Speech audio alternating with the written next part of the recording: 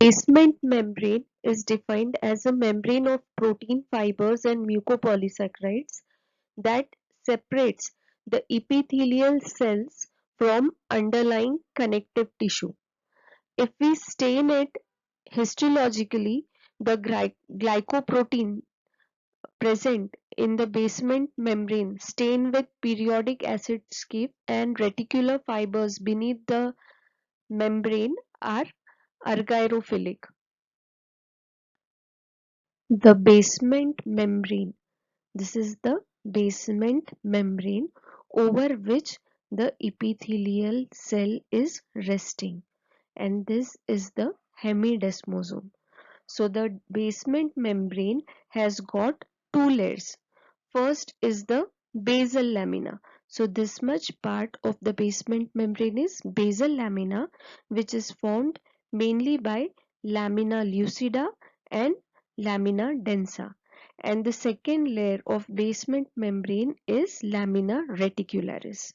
So in the lamina lucida, as the name suggests, it is transparent because it does not have any fiber in it, and it lies against the cell membrane of the epithelial cell.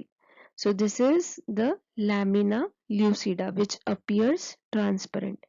The next layer of basal lamina is lamina densa. It has abundant fibers, that's why it appears dense. It mainly contains fibrils. It is made up of type 4 collagen fibers and laminin.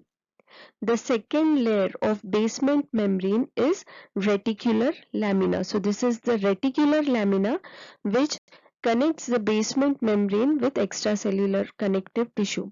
It is mainly made up of type 7 collagen fibers and proteoglycans, and it merges with the connective tissue. The basal cells of mucosa are connected with the lamina densa of the basement membrane by a cell junction known as hemidesmosome, and here the anchoring fibers pass through lamina lucida to reach lamina densa.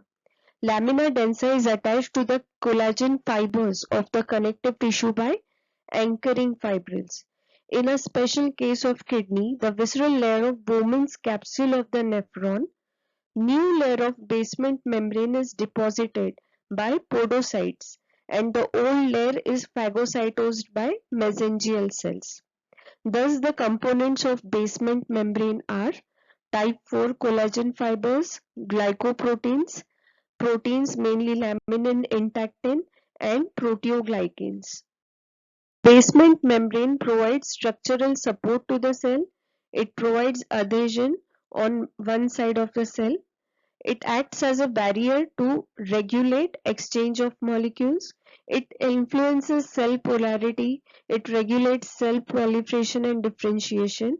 It influences in the cell metabolism and also regeneration of peripheral nerves and re-establishment of neuromuscular junction. In case of kidney, the filtration under pressure from glomerular capillary occurs through the basement membrane.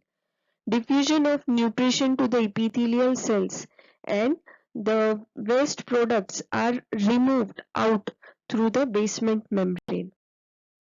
In case of glomerulonephritis and diabetes, the basement membrane becomes thick and filtration is obstructed, and thus it leads to renal failure.